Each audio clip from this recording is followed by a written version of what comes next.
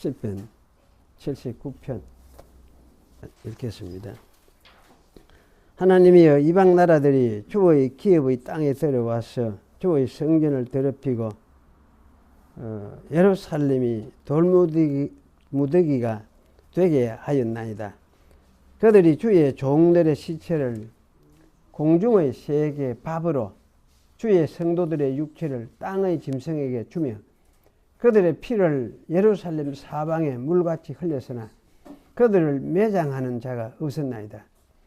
우리는 우리 이웃에게 비방거리가 되며 우리를 애워싼 자에게 조속과 조롱거리가 되었나이다.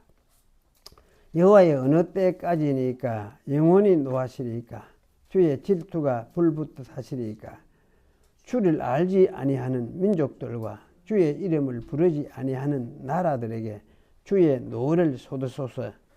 그들이 야곱을 삼키고 그의 거처를 황폐하게 함이니이다. 우리 조상들의 죄악을 기억지 마시고 주의 긍휼로 우리를 속히 영접하소서. 우리가 매우 가련하게 되었나이다. 우리 구원의 하나님이여, 주의 이름의 영광스러운 행사를 위하여 우리를 도우시며 주의 이름을 증거하기 위하여 우리를 건지시며 우리 죄를 사하소서. 이방 나라들이 어찌하여 그들의 하나님이 어디 있느냐 말하나이까? 주의 종들이 피 흘림에 대한 복수를 우리의 목전에서 이방 나라에게 보여주소서. 갇힌 자의 탄식을 주의 앞에 이르게 하시며 죽이기로 정해진 자도 주의 크신 능력을 따라 보존하소서. 주여, 우리 이웃이 주를 비방한 그 비방을 그들의 품에 7배나 갚으소서. 우리는 주의 백성이요 주의 목장의 양이니 우리는 영원히 주께 감사하며 주의 영예를 대대에 전하리이다. 기도하겠습니다. 그러하신 하나님 감사합니다. 이 시간도 또 하나님 말씀 함께 생각하면서 나누고자 합니다. 오셔서 함께 하시고 저희 각자 마음 문을 열어주셔서 또 이 말씀을 통해서 우리에게 말씀하시는 하나님의 말씀을 새기는 시간이 되도록 인도하여 주시옵소서. 여러 가지 사정으로 오지 못한 성도들에게도 함께 하사 어디에 있든지 주를 경외하는 은혜가 있게 하여 주시옵소서. 예수님의 이름으로 기도하옵나이다. 아멘. 오늘 79편을 읽고 같이 말씀을 생각을 하겠습니다. 우리 죄를 사하소서, 이런 제목인데요. 표제를 먼저 생각을 하겠습니다. 지금 아삽 이 부분을 오래되지 않은 전에 한번 설교를 한번 했었죠. 다시 정리를 하면 다시 되새기고 또 새로 듣는 분들도 정리를 하시고 그래 하라고 지금 하고 있습니다. 표저의 아삽의 시라고 이렇게 말씀을 했는데요. 이 시에서 먼저 이 표제의 아삽의 시라는 말을 생각을 해보겠습니다. 이 아삽의 시라는 말은 문자적으로 이제 아삽이 지은 시 이렇게 이해할 수도 있고, 아삽을 위한 시 또는 아삽에 속한 시 이렇게 이제 여러 가지로 이해하면서 읽을 수 있는 말입니다. 히브리어 말이 레 칸을 이제 미즈모르 레 아삽 이런 때니까 이 레 할 때 이 말이 아주 다양한 의미로 사용되고 있는 말이기 때문입니다. 그런데 저는 이 시에서는 어쨌든 아삽이 지은 시라는 뜻으로 이해하고 읽는 것이 좀 어려워 보인다, 그런 생각이 들어집니다. 왜냐하면 이 시의 내용이 다윗 시대에 성전의 그 악장으로 활동했던 아삽이 지은 시라고 생각하기에는 아무래도 무리가 있다는 생각이 들기 때문입니다. 이 시는 전체가 예루살렘이 멸망하는 상황을 반영해 주고 있고, 그리고 그러한 멸망 상태에서 이스라엘을 구원해 주시기를 간구하는 내용을 보여주고 있습니다. 그래서 이 칼빈은 이 시는 다윗 시대를 지나서 만들어졌다 이렇게 생각을 했습니다. 실제로 이 시는 다른 민족들이 이스라엘 땅에 들어와서 여호와의 성전을 더럽히고 예루살렘을 돌무더기로 만들었음을 말하고 있습니다. 그리고 또 그들이 주의 종들을 죽여서 그 시체들을 공중의 새와 들짐승에게 먹이로 주며 그들의 피에 예루살렘 주변에 물같이 흘려졌으며 피가 막 이렇게 엄청 흐른 거죠. 그들을 또 매장하는 자가 없이 되었음을 말하고 있습니다. 이러한 설명은 아무래도 다윗 시대에 있었던 일을 말하는 것이 아닌 것이 분명합니다. 그래서 어떤 사람들은 이런 황폐는 주전 586년 예루살렘이 멸망할 때에 말하였거나 혹은 마카비 시대 그 아주 후예죠. 이 마카비 시대에 수리아의 안디오쿠스 에피파네스 4세에 의해서 예루살렘이 공격을 받은 사건을 가리킨다 이렇게 생각을 하기도 했습니다. 상당히 또 일리도 있고 생각해 볼 만한 그런 측면이 있습니다. 아마도 학자들은 이상과 같은 점들을 인식했던 것 같습니다. 그래서 학자들은 이 시에 대하여 여러 가지 설을 제시했던 것 같습니다. 마카비 시대 작품이라는 견해를 제시한 사람들도 있고 또 바벨론 포로 시대에 이 시가 만들어졌다는 사람들도 있고 주전 586년에 예루살렘이 멸망한 이후에 나왔다고 생각하는 사람들도 있습니다. 에스라와 알렉산더 대왕 시대 사이에 저작되었을 것이라고 생각하는 사람들도 있고 다양한 사람들이 다양한 견해를 제시하였습니다. 저는 이 시가 네부갓네살에 의해서 이스라엘과 예루살렘이 멸망을 받은 후에 상당한 세월이 지나서 이 시가 나오게 된 것 같다는 생각을 해봅니다. 왜냐하면 예루살렘이 멸망한 후 진작 이런 시가 나온 것이 아니라 예루살렘의 폐허 사건과 참혹한 사건들을 되돌아보는 여유가 생겨나고 또 구원에 대한 갈구가 사람들의 마음에 일어나기를 시작했을 때에 아마 그러면서도 세월이 상당히 지나면서 이 시가 나오게 되었겠구나 하는 생각이 들기 때문입니다. 이 시를 지은 사람이 살던 장소는 아마도 예루살렘이거나 그 근방이라고 생각이 됩니다. 왜냐하면 예루살렘 멸망을 너무나 생생하게 묘사하고 있는 것을 보아서 멸망 사건을 직접 눈으로 보고 경험한 사람이 기록하였을 것 같다는 생각이 들기 때문입니다. 그렇다면 아삽을 이어서 성전에서 찬양을 담당하던 사람들 중에서 성전과 예루살렘의 참상을 본 사람이 후에 이 시를 지었을 수 있겠다라고 생각해 볼 수 있을 것 같습니다. 아삽의 시라는 말은 이런 의미에서 이해할 수 있겠다 생각해 봅니다. 하지만 무엇보다도 초대 악장 아삽이 가졌던 아마 그 계시적인 안목을 이어받아서 이 시를 지었기 때문에 이 시를 아삽의 시라고 말하고 있다는 생각을 저는 해봅니다. 아삽은 다윗 언약 곧 메시아 왕이 다윗의 자손으로 오실 것이라는 사실을 가장 잘 이해하고 있었던 사람이었습니다. 이 시도 단순히 아삽 계통의 악사들이 보관해 두었다가 그냥 아삽의 시라고 하면서 이렇게 이름을 붙였던 것이 아니라 아마 아삽이 가졌던 다윗의 자손으로 메시아가 오실 것이라는 관점을 가지고 지어졌기 때문에 아삽의 시라는 표제에 편입시켰을 것이라는 생각을 합니다. 이런 뜻에서 이 시를 아삽의 계시적 안목을 가진 시라는 뜻으로 이해하면서 읽는 것이 좋을 것 같다는 생각이 듭니다. 후에 이 편집자들은 이런 뜻에서 이 시를 아삽의 시로 분류했을 것이라고 저는 생각해 봅니다. 본문을 살펴보도록 하겠습니다. 이 시에서 먼저 생각하고 싶은 것은 1절에서 4절에 나오는 예루살렘의 순환입니다. 다른 민족들이 약속의 땅에 침입하여서 성전을 더럽히고 예루살렘을 폐허로 만들고 주의 종들을 죽여서 그 시체를 새와 들짐승들에게 먹이로 주며 그 피를 예루살렘 주위 사방에 물들이는 일이 일어났다는 것을 말하고 있습니다. 대체 이런 일이 왜 일어났습니까? 여호와 하나님의 백성 이스라엘이 하나님을 떠나서 배도했기 때문입니다. 하나님께서는 모세를 통하여 이스라엘에게 복과 저주를 선포하셨습니다. 곧 자기 백성 이스라엘이 자기 계명을 지키면 은혜를 베풀어서 천대까지 이르게 하겠다고 하셨습니다.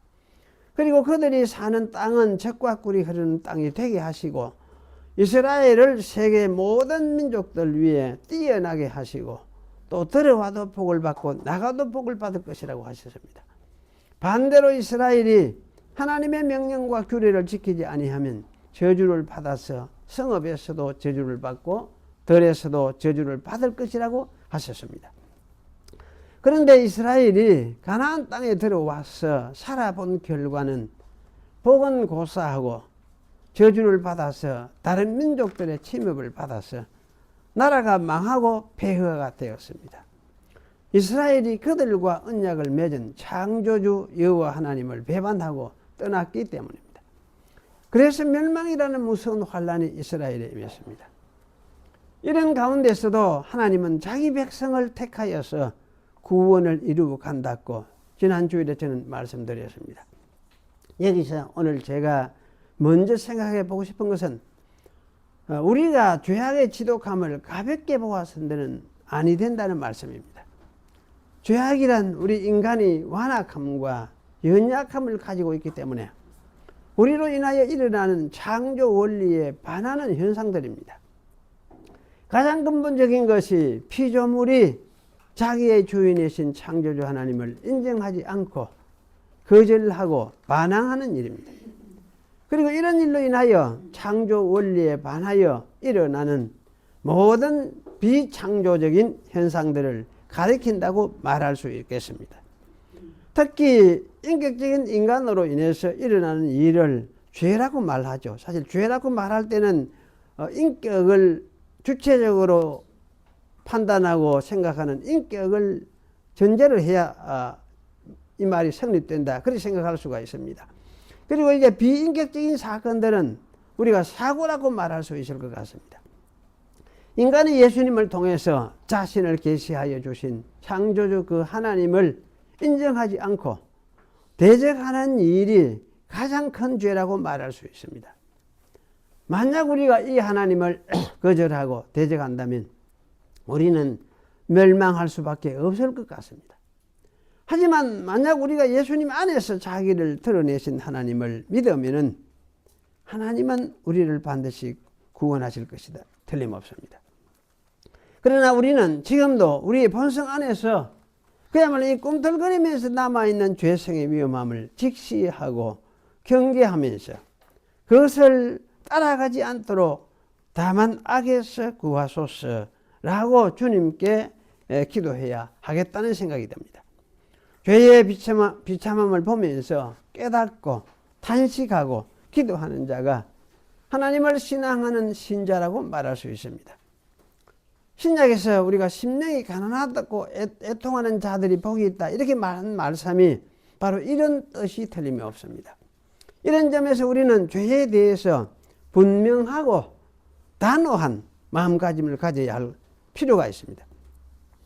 5절부터는 여호와 하나님을 향해서 부르짖으며 간구하는 내용이 나옵니다. 이스라엘의 죄를 사하시고 구원을 베풀어 달라고 간구하는 것이 주된 내용이라고 말할 수 있겠습니다. 그런데 5절에서는 이 기도가 언제쯤 들어듣는지를 짐작할 수 있게 해줍니다. 여호와여 언제까지 진노하시겠습니까? 영원히 당신의 질투를 불같이 태우시겠습니까? 라고 합니다. 이 말씀은 예루살렘이 멸망한 직후에 드린 기도가 아니라 상당한 세월을 견디다가 이 기도를 했다는 암시를 주고 있습니다. 그리고 주를 모르는 다른 민족들에게 주님의 노를 쏟으시고 주의 이름을 부르는 우리를 열방에서 건져 달라고 기도합니다. 이전 사람들의 죄악들을 자손들인 우리에게 돌리지 말아달라고 간구합니다.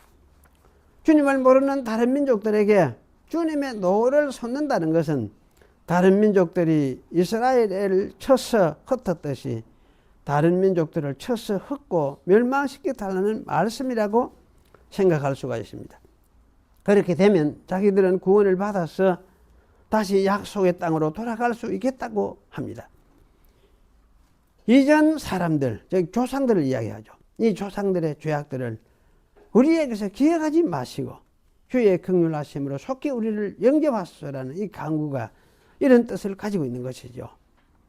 긍휼하심으로 영접한다는 말은 하나님의 선하신 성품을 따라서 약속의 땅으로 다시 받아달라는 말씀으로 이해할 수가 있겠습니다.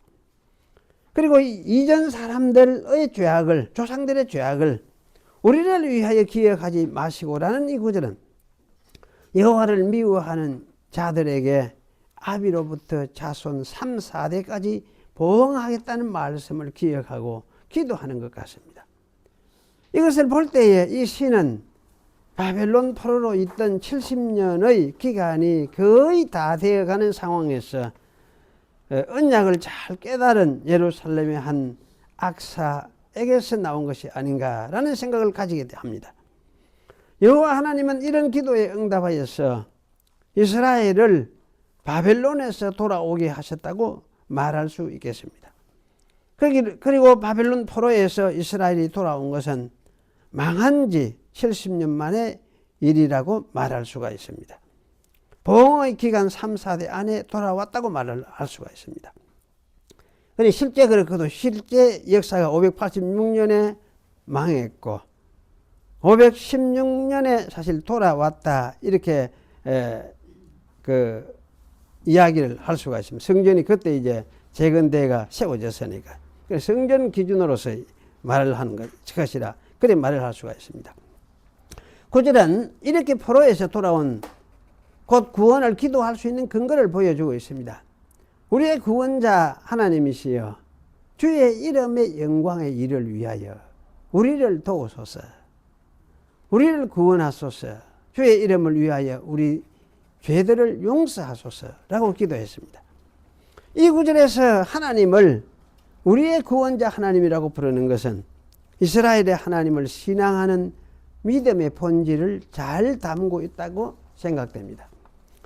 이스라엘의 하나님은 조상들을 애굽에서 구원하여 내신 하나님이실 뿐만 아니라 바벨론에서도 구원해 주실 하나님이시라는 사실을 명기하고 있는 것으로 생각됩니다.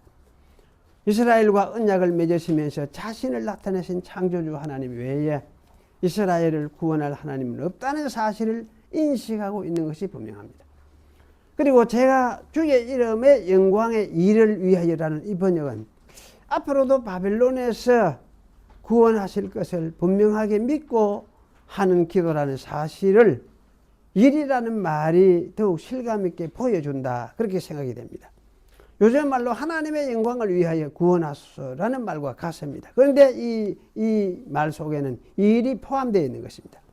그래서 역시 일이라는 이 말은 이 70여 개의 헬라의 번역들에도 들어있지를 않아요. 또 라틴 말 번역에서도 이게 빠져 있어요.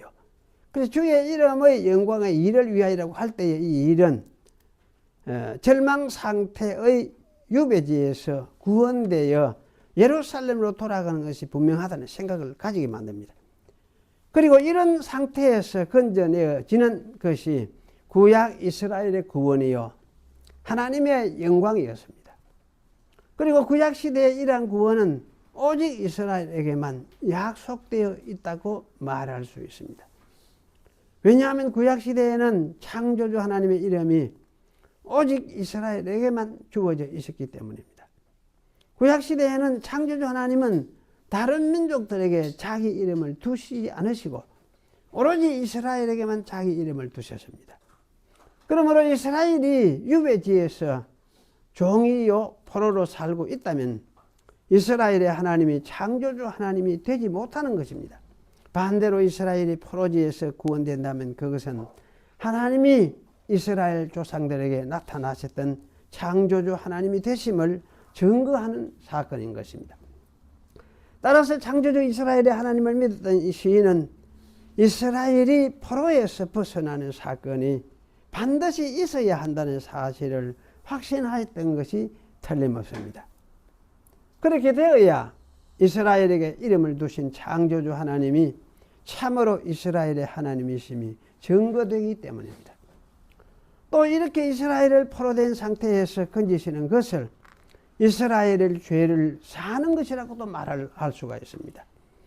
이스라엘이 지었던 죄를 용서하신다는 사실을 사건으로 드러내시는 일이 이스라엘을 포로에서 건져서 돌아오게 하시는 사건이라고 말할 수 있기 때문입니다. 그러므로 이 구절에서 이스라엘을 도우신다는 말이나 건지신다는 말이나 죄를 사한다는 말은 모두가 하나의 사건을 표현하는 것이라고 이해할 수가 있습니다. 이스라엘의 죄사함은 실제 관념적인 것이 아니라 사건으로 구원이 실현됨으로써 이루어지는 것입니다.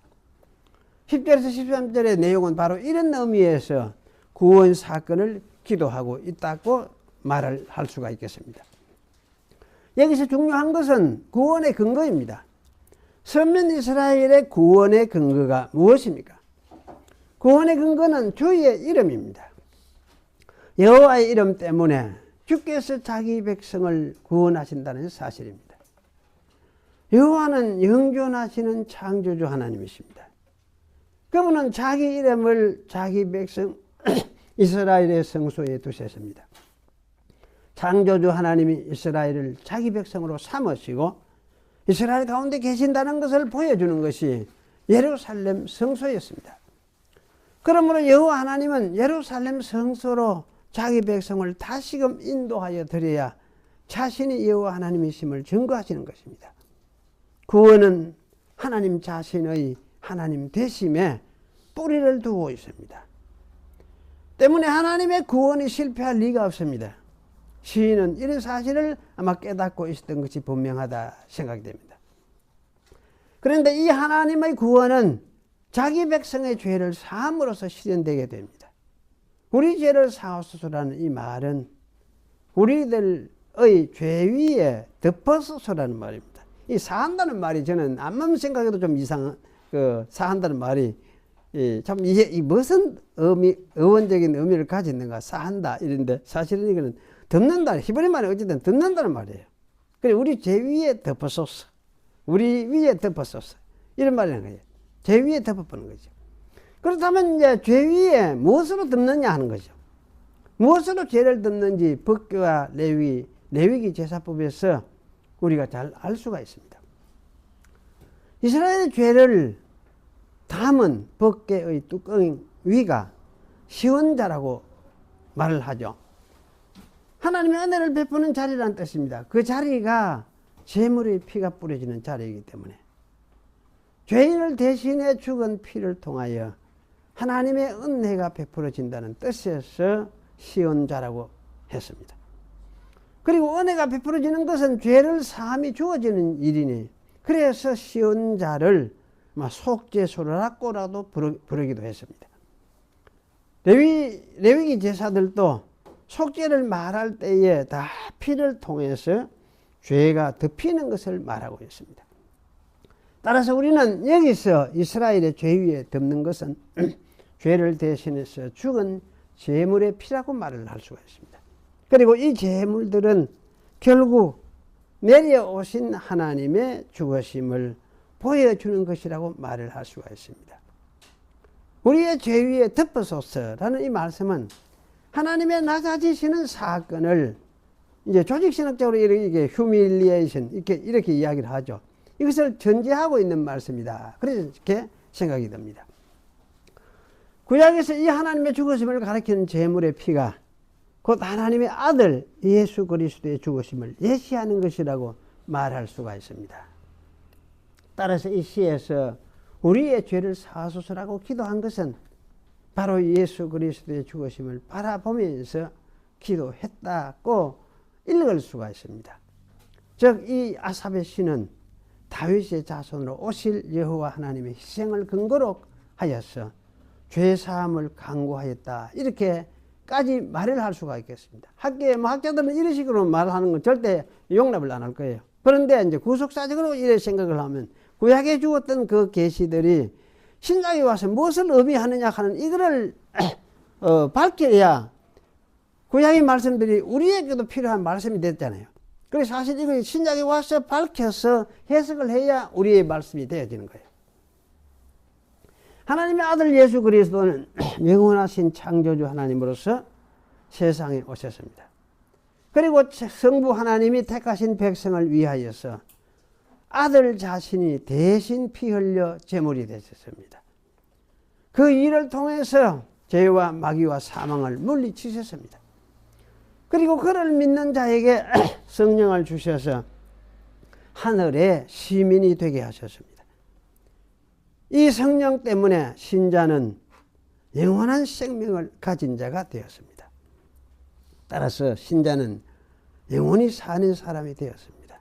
사실 우리가 받은 생명, 성령이 우리의 새로운 생명입니다. 신자에게도 죄의 세력이 지독하고 무서운 것이기는 하지만은 성령의 능력은 더 크고 놀라운 힘을 가지고 신자들을 구원으로 이끌고 있습니다. 그러므로 예수 그리스도 안에 있는 자들을 죄와 사망이 결코 지배할 수 없습니다. 이런 의미에서 보면은 시편 79편 이 아삽의 시는 예수 그리스도 안의 큰 구원을 예언하는 시라고 말을 할 수가 있습니다. 그리고 신약의 신자가 기도할 내용 역시 구원 곧 하나님 나라인 것을 이 시는 가르치고 있습니다. 신약의 신자는 교회와 우리 자신이 가진 죄성을 애통해 하면서 그 나라를 구하는 기도를 하는 사람들입니다.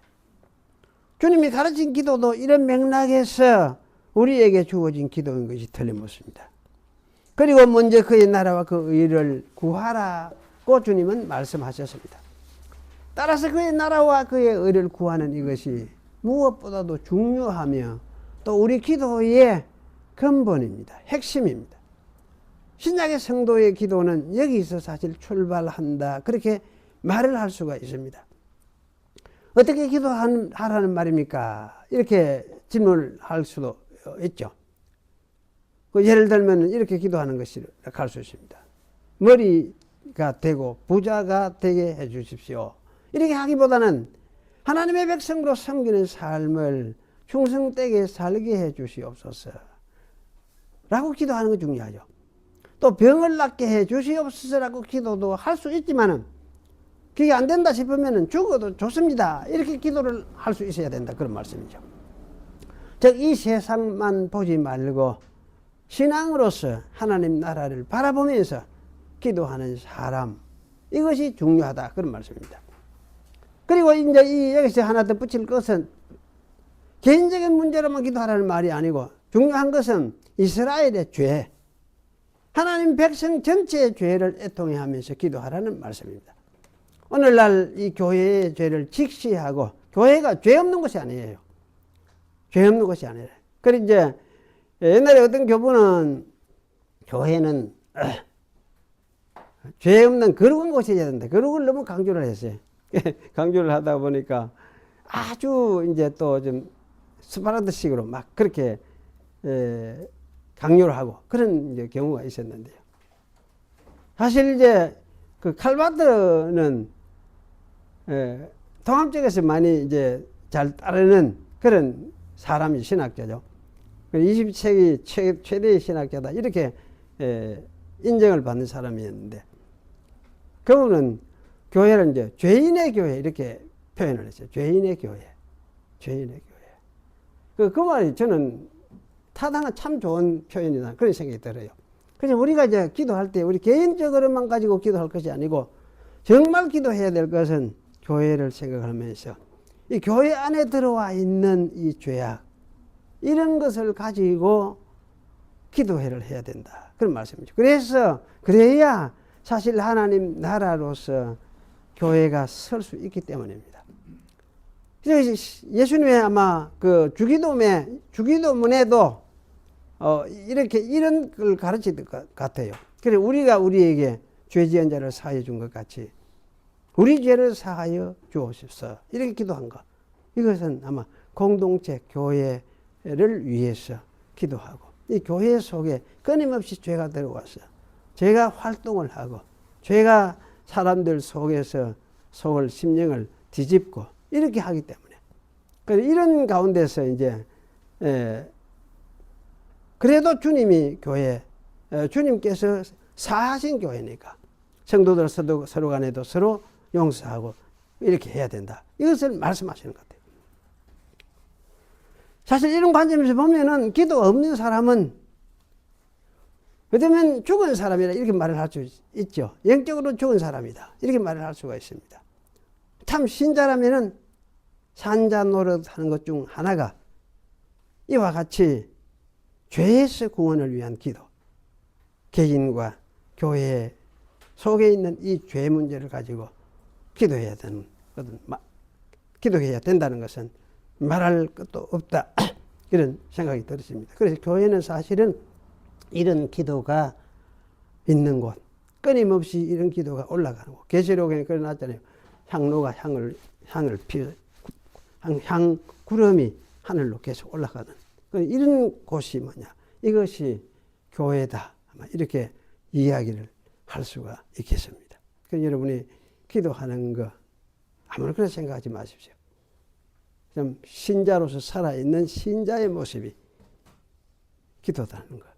그리고 교회와 자기 속에 있는 죄악의 모습과 또 교회 전체 속에 들어와 있는 죄를 생각하면서 교회가 또 부족하고 하나님 나라로서의 모습을 바르게 세워지도록 하기 위해서 기도가 있을 수밖에 없는 것. 이것이 예수 믿는 신자들이다. 아마 이렇게 이야기를 해도 틀린 말은 아니다. 그런 생각이 들어집니다. 기도하겠습니다. 그리고 하신 하나님 감사합니다. 오늘 또 주신 말씀 따라서 하나님을 우리가 인격적으로 신뢰하고 믿고 또 우리 삶 속에서 이 하나님을 따라서 살되 기도하면서 살아가는 그런 저희가 될 수 있도록 하나님 저희들을 붙들어 주시옵소서. 참 저희의 신앙이 말로만 하는 신앙이 아니고 또 지식으로 하는 신앙도 아니고 살아있는 그저 신앙이 생명 있는 신앙으로서 살기를 원하오니 오셔서 저희의 신앙을 주님의 손으로 거룩한 손으로 만져주시고 그래서 저희들이 참 살아있는 신앙인으로서 살게 해 주시옵소서. 예수님의 이름으로 기도하옵나이다. 아멘.